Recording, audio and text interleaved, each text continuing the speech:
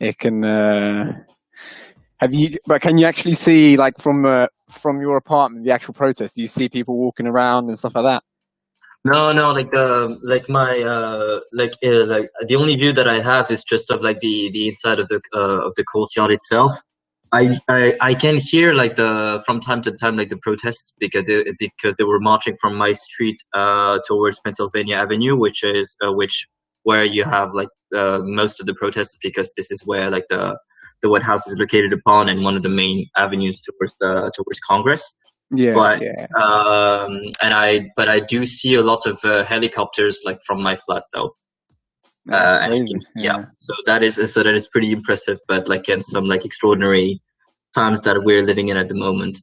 Yeah, it really is. It's basically now it's a double lockdown now. So it's like one lockdown after another for different reasons. Um, but yeah, quite interesting times we're living in. Okay, I'd say we'll wait a few more minutes, because what tends to happen is people always arrive slightly late. But I think a lot of people are joining right now. Sure. So Yeah, I can see the numbers like piling up, so which is great. yeah, we'll give them a few minutes, so that's good. I'll just give an update to everyone on the call. So the way this is going to work, we're going to have a quick 2-minute presentation from Simone, who's let's say the founder of this online community, who came up with the idea. He will here he is, he's on video. He will quickly present what AITB community is, so just to give you guys a bit of background. And then after, I'll introduce our special guest, Soheb, who's joined from Washington, D.C., and will take us behind the scenes at the IMF, and also on the recently published research he's put out there. So should be quite a good call. So I'd say we'll give a few more minutes, because there's a few more people coming in here and there. We'll do like 2 or 3 minutes, then we'll get started.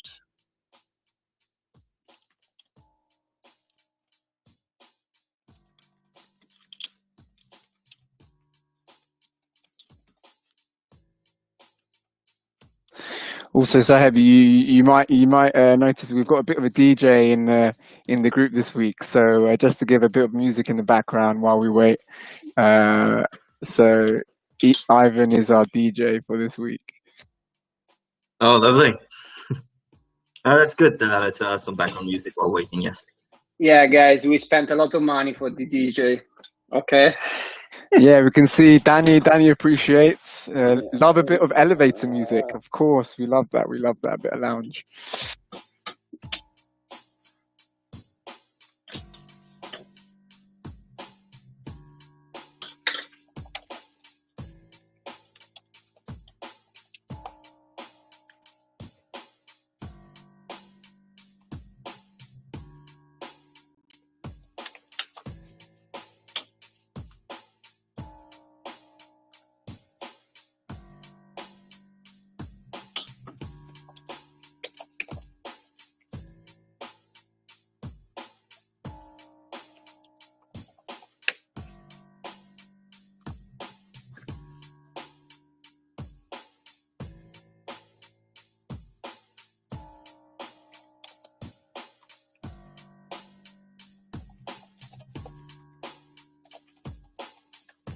Okay, Simone, do you wanna start off with your quick introduction? Yes, I just see that the number of guests is increasing, so probably someone is still waiting for the events, but we can start really with a small introduction of what we are doing here. Then I'll have the word to Matteo. Then he will be our guest, he will be our speaker. And then to Soib, thank you again, Soib from Washington, D.C. He will introduce to his word now. Just really a quick words. Welcome to everybody. This is AITB community. Probably some face already know it. It's an international community that born in March.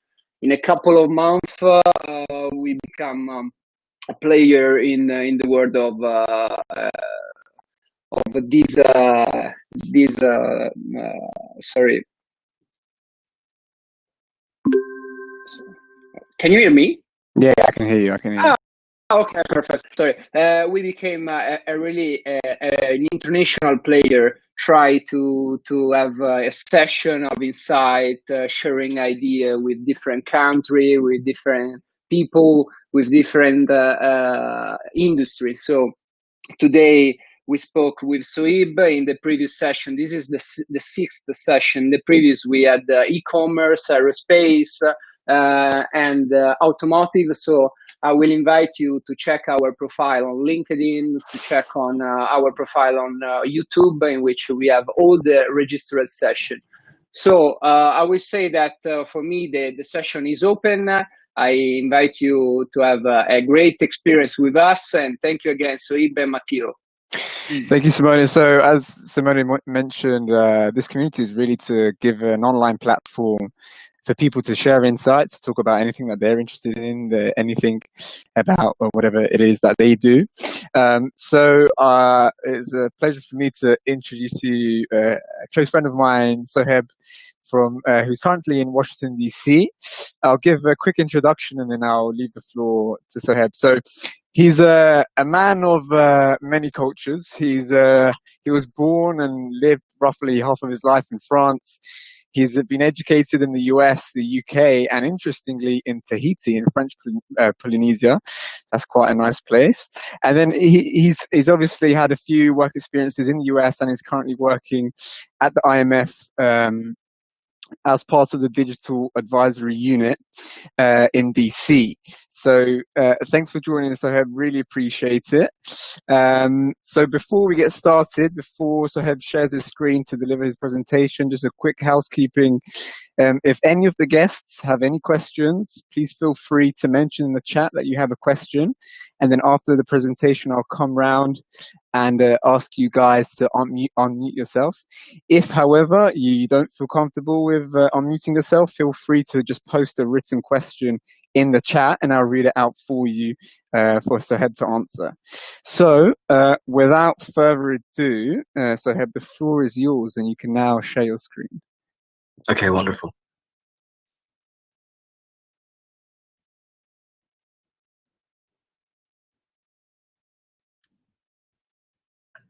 Just a second.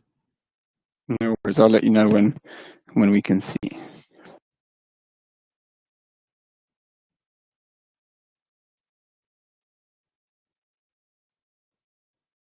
Okay, can everyone can see the screen? Yep, it's loading up. Yep, we can see. Good to go. Okay, awesome. So once again, I should say good afternoon or good evening to everyone. Thank you so much for attending this AITB community webinar. Like it really means a lot. This is the first for me. Also, thanks again to the AITB team for hosting this webinar. So yes, Matteo provided like a good introduction of me. So I'll be really happy to talk a little bit about my perspective on technology policy and international development. But before we start, I need to say the disclaimer that the views expressed in this presentation is online only, and they do not necessarily represent the views of the IMF, the executive board, or management. So, without further ado, why technology policy to begin with? And I'm pretty sure this is going to be like an obvious statement. Technology is everywhere.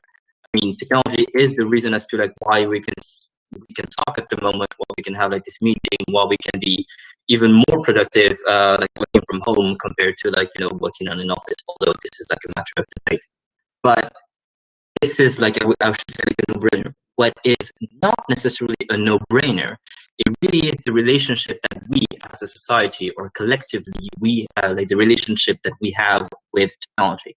And that is something that that I came across quite often when I first started at Lancaster University, as I did a bachelor's in management and information technology. And instead of focusing on coding softwares, like the very like hardcore computer science models, which I did, I was mostly interested into like the sociological aspects of that relationship. So, and there has been three kinds of thoughts. The first would be technological determinism by Karl Marx, which really was about how technology is going to influence society. And that train of thought has been going on for some time. Before it has been debunked more by the opposite approach, which is how society is actually influencing the outcome or the development of technology. And that is a framework called, some of you might have heard of, social construction of technologies.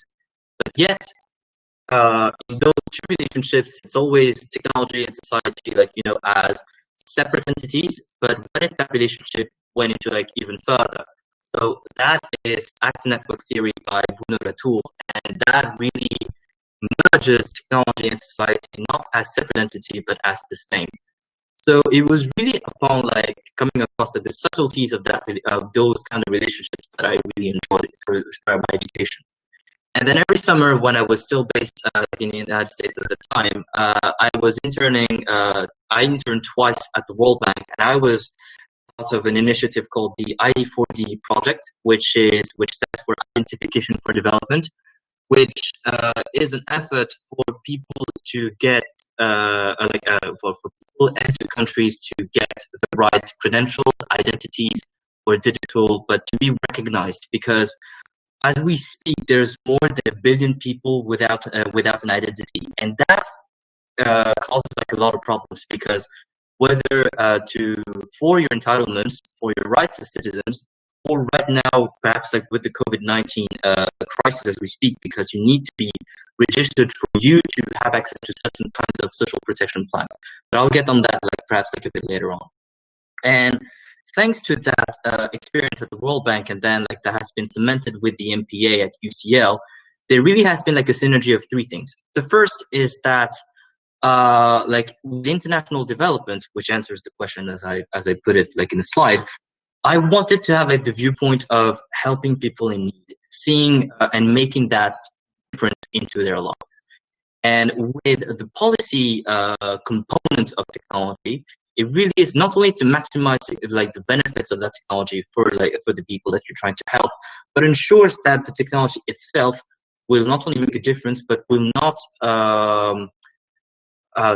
will not provide more inequalities than in the first place. So with that in mind, there's innovation that comes into play, because it forces you to look at innovative ways of using certain technologies into specific contexts, whether it's low-income countries or emerging countries or developing markets. So that is the sphere of international development.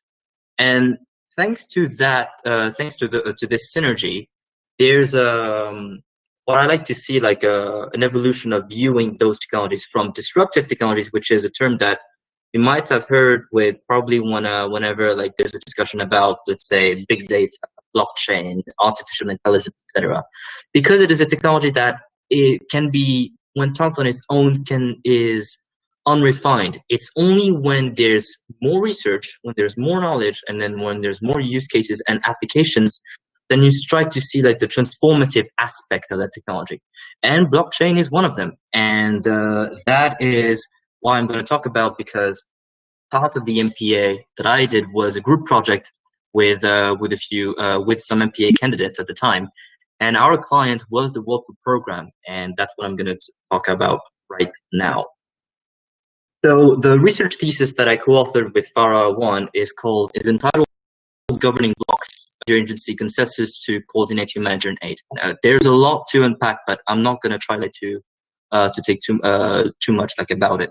First off, the World Food Program had a plan to use blockchain to aid the Syrian refugees, called Building Blocks, and that is a blockchain-based what they call cash-based transfer program that allows Syrian refugees located in refugee camps to purchase food. Before I'm gonna give a bit more details to how Building Blocks works, might have came across the news a few years ago that the Syrian refugee crisis was one of the major humanitarian crises at the moment. And over the last years, there has been more than 660,000 Syrian refugees that has been registered in Jordan according to UNHCR.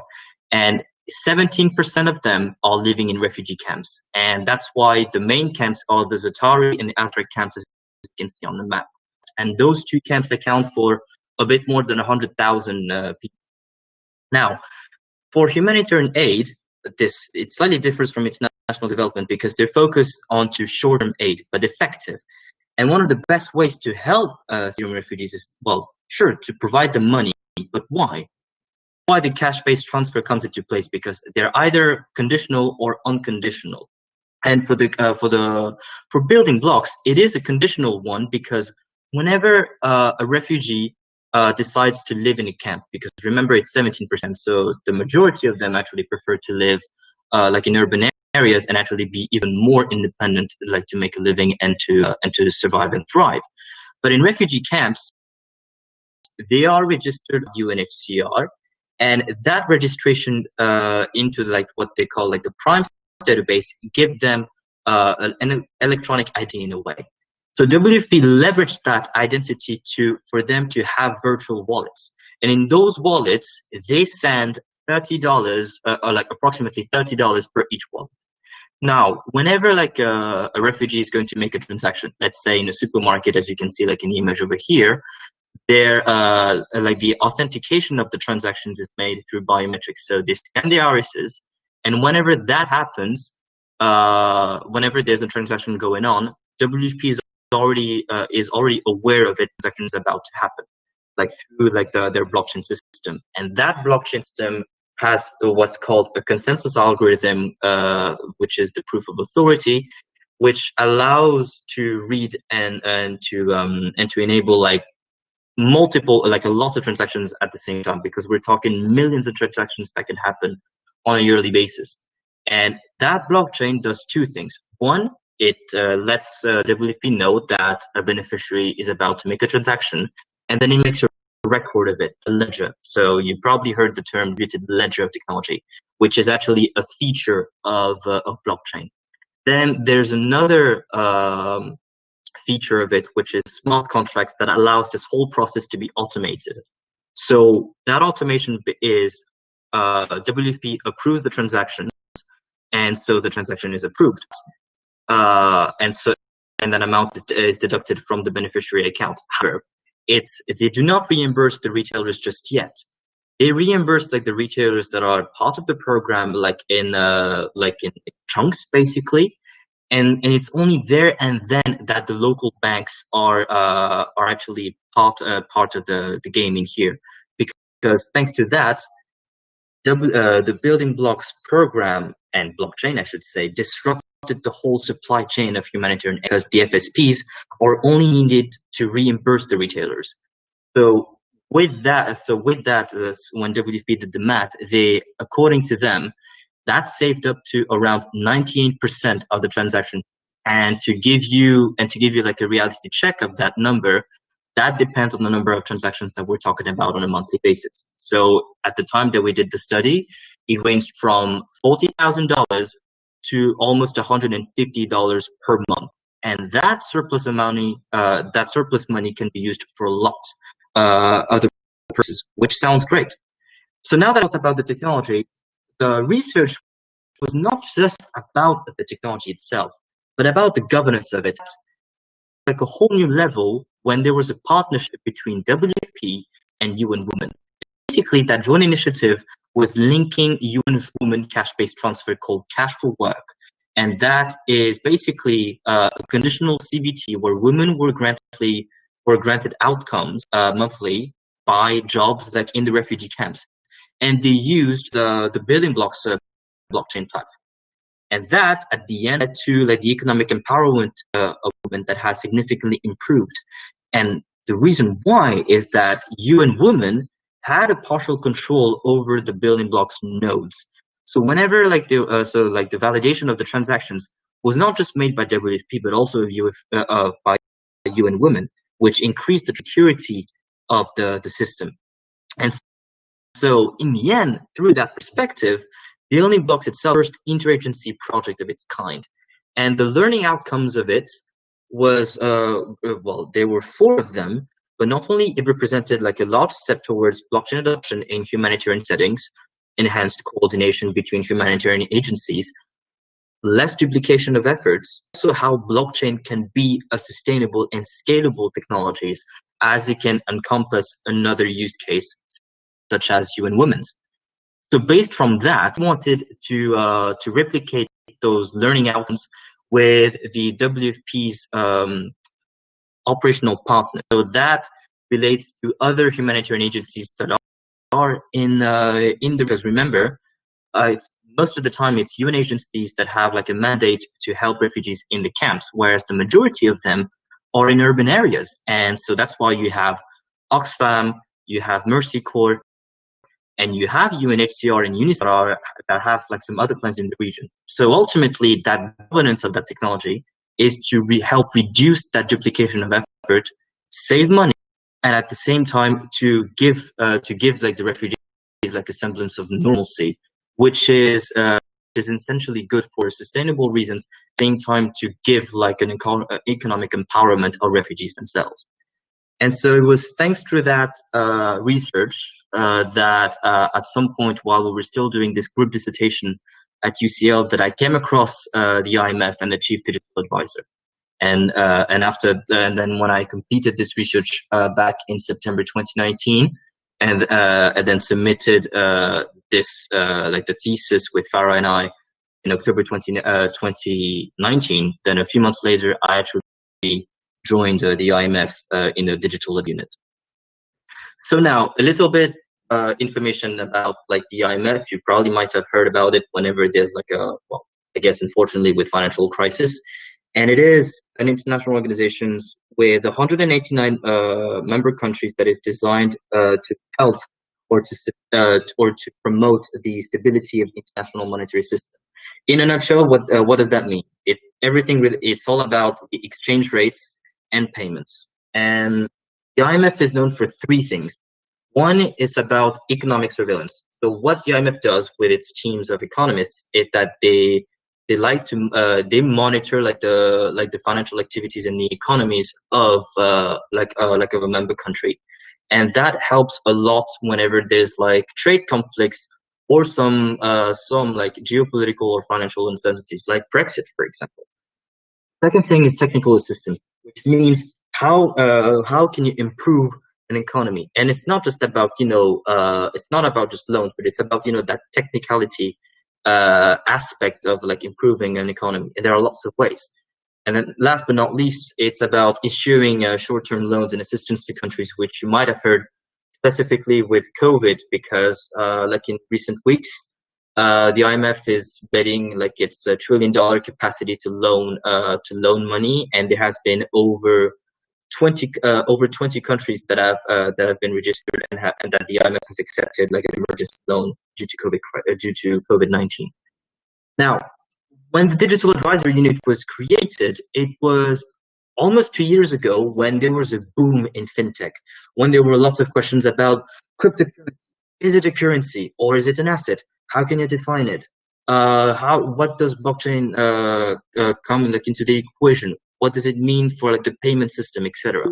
So those are the kind of questions that that the unit used to come across like quite a lot, but always in the sphere of payment, which you would say, is it like the only thing that technology touches upon for a technologist point of view? Well, yes and no at the same time. That is just like a small picture, whereas like in reality, it looks a bit more like this. This what we like to call it the digitalization recipe kind of represents like a reality or the big picture of what's going on with the technology side of things to the eye side of things. So an economist, for example, the way that it would interact, they would provide whenever like they request like technology help, they provide like their context. So for example, like the macro lenses, which is the IMF is always about like macro issues and that kind of sectors that does it impact. And then what type of technology domain does it actually relate to? Whereas on the digital advisory, our expertise is that it's on the bottom up. So like we start with the technologies, whatever type of questions that they have. And there is a lot more than blockchain that I can actually play a role into fintech. You have AI, you have big data. Those technologies are either like used like on a singular way or plural. And so that relates to different applications of technologies. How those applications, they have like common principles. By what I mean by technology key technologies is mostly something that we came across a lot, or like the kind of functional requirements is what is that system or technology is supposed to accomplish in the first place. For example, the technology shall have like a citizen-centric design, that it must have like open data framework, and that like the system itself must show some degree of interoperability, like the legacy systems or the new systems, thanks to like different types of standards, whether if it uses cloud, whether it is like compliant by design with, and that is like a big concern with, well, not just concern, but like something that we need to keep on asking ourselves with the data protection laws and policies, such as the GDPR, for example. If it has the capability of online and offline, and that can happen with digital identity, you need those principles so that that technology can be maximized and for even larger benefits. But then this is like the kind of reality that we have, like that we like to think it, that what we've seen like on the field. But countries or like governments, whenever like they like to express their desire or their interest about technologies, they usually mention it into like their national digital strategies, which kind of like outlines their like in a nutshell, like, you know, what kind of technologies are they thinking, what kind of goals, what kind of like domains and interests, and how is it actually going to impact that. And when we compared like the majority of national digital strategies, there were 4, I should say, standard components that came across. So that's what we call the 4 digital building blocks. Again, building blocks come across like a lot in like over like the last few months, either like with the World Food Program or now with the IMF. But in here, the building blocks, it really is about what is like a national digital strategy is composed of. And the first thing that the government would try to express will be how to digitalize their services. So it would mostly be with digitalizing, you know, like government services. So you probably must have heard about like of eGov services, whenever you can like, you know, file and pay your taxes online, or if you have like some kind of like digital identity like in the ecosystem. The second will be about enabling digital businesses and innovations. So that relates to e-commerce and financial innovation. What kind of environment does like the government need to inspire to promote more more innovation into that specific sphere? So things like regulatory sandboxes or public-private partnerships, anything that that is like that provides like benefits on those two sides, like government and businesses. That's like this building blocks number 2. The third one is about building trust into technology and managing risks. Because let's be honest, I can talk about digitalizing government all day and provide like, you know, like a good environment to promote e-businesses. But if I do not have like the security components, like each time that I'm having this discussion, then it is pointless, because the more you digitalize yourself, the more you open yourself to risks, either ones that you know or emerging risks. So it is important to understand and limit those new emerging risks. And so that's why concerns like of cybersecurity and cyber threats that are applied like in multiple areas of society, either like for energy or for other applications, like this is a constant and ongoing discussion that we must have like on a continual basis. And then last but not least, this is the 4th building blocks that it really focuses itself on digital inclusion. And what I mean by it is digital inclusion of, you know, reaching the population that do not have a lot of technologies for lots of reasons, because technology can be expensive. It has a cost. Because you know, like one country compared to another does like it requires like more resources, whether if it's the education, literacy, whether if it's digital or financial. It's about the infrastructure. Do you even do you have like, you know, enough infrastructures like for generating electricity? So that's the physical infrastructures, to more digital infrastructures, like do you have good servers? Can you have like the cloud? You know, all those kind of questions. So the building blocks themselves, they interplay and they are interconnected with one another. And so one way to measure like the digital readiness of a country is that for each building blocks we have like a series of indices not indices that we've developed ourselves, but more like the World Bank and coming like from other institutions that likes to measure and assess like a specific variable within each of the building blocks. Now with COVID-19, we had like to change like our way of thinking and our priorities considerably, because it's very likely that technology will have like a say and an answer into crisis. But more importantly is that we don't we want like the countries that to keep on evolving with the technologies and with the crisis. So what we would like to aspire countries to do, which is also like another type of advice that is like that has echoed like throughout other UN agencies, is one, the priority number one is to reduce the impact. And what I mean by it is that you only use what you have already in place. Don't think about, you know, implementing like a blockchain technology for this and that purpose. Like, it's pointless, because right now you need to reduce like the impact, whether if it's the economic one, financial one, or most importantly, the lives. So really about managing the short-term risks. The second one is to recover. So let's say the curve will flatten, and then like it will be more safe for countries to reopen, or to use like other technologies that require like more resources, and like whether if it's financial or human capital. So again, still prioritizing like on existing technologies, but then you can consider like new technologies only if it offers like a substantial values that you could not think in the first place, because your priority number one was to reduce the impact, as I mentioned earlier. The last but not least is to build that resilience. Now, again, there are different ways as to how you can build resilience, but the point that I would try to make here is that resilience itself is not like an A to Z process. It's constant, it's cyclical, and so you have resilience into two aspects. One, with the short-term risks, and the recover, something that is a bit more on the long term. And that can allow you to mitigate new risks, either the ones that are emerging, the ones that you're thinking, but also have like some kind of like forecasting as to like what risk could potentially happen with Digitalization 2.0. Again, Digitalization 2.0 is a term that I've encountered quite a lot by different websites or articles, and frankly, if you had asked me what it actually represents, it's vague, and I wish I could provide you like a good definition about it. But I think what it represents in the COVID context is that it represents like new ways of using technologies for different purposes, new threats, and more elements to tackle like in a short-term basis.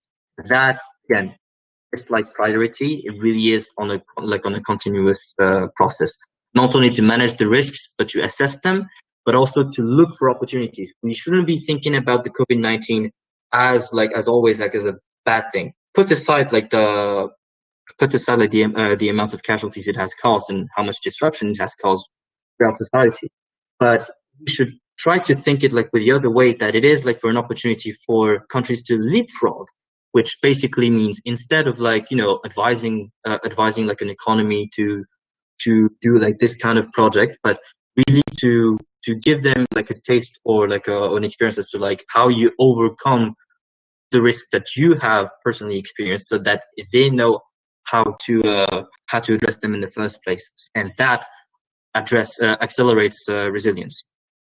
Now, I probably have said like a lot of things like in this presentation, from like my background to like the research thesis that I've co-authored with Farah, to my work with the IMF. But ultimately, I wanted to give some kind of conclusion in a way, because it relates to this.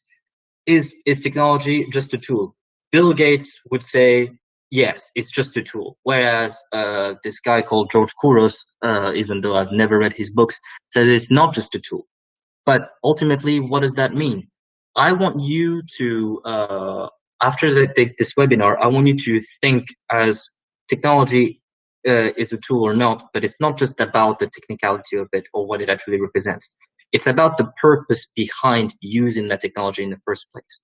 And so that's why it really is about maximizing the benefits or the potential of that technology through that governance of it, that you can ensure like good use upon it to reduce global issues either that are highlighted by the SDGs or by the digital divide, or contributed to like the COVID crisis. So technology has lots of benefits only if there's like the right approach onto not only manage it but again govern it.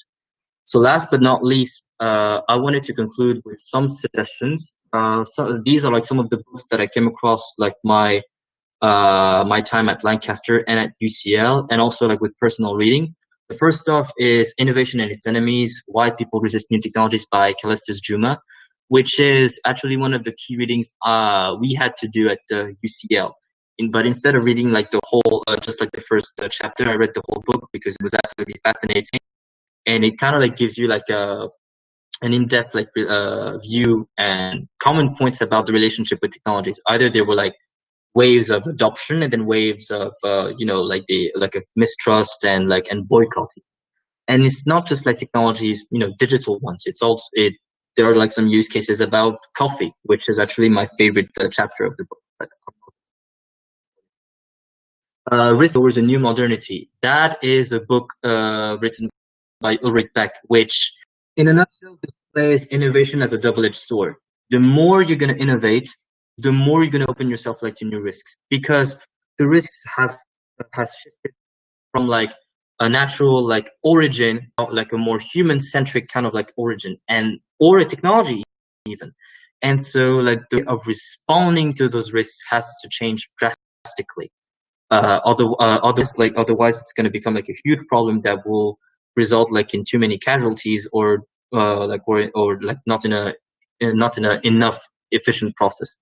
The third is Simulacra and Simulation by Jean Baudrillard, which is like one of the main readings I had to do like in Lancaster, and that kind of like displays like the way of thinking about the original and the copy, and so that can be translated into reality and hyper reality. So again, like a very conceptual and theoretical book that can be a bit hard like to grasp, but it can be a very eye-opening one and can be applied into so many possibilities.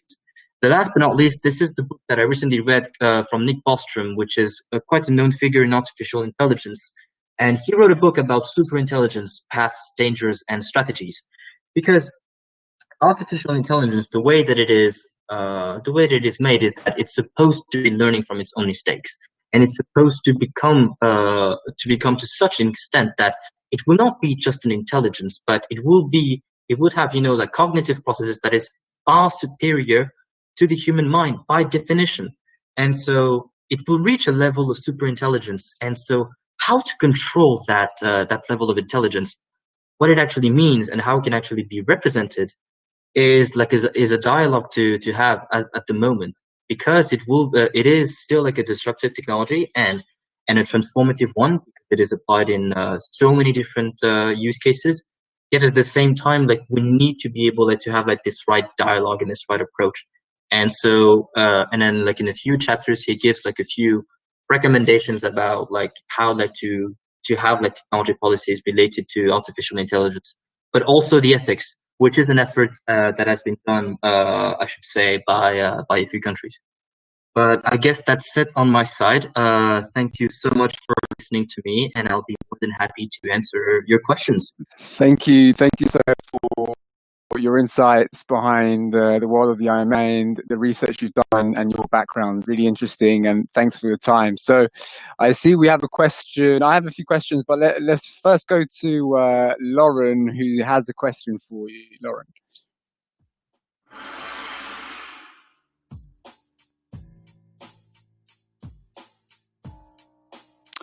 I think Lauren may be having some issues. She might be still trying to unmute herself, as happens to a lot of people on these things.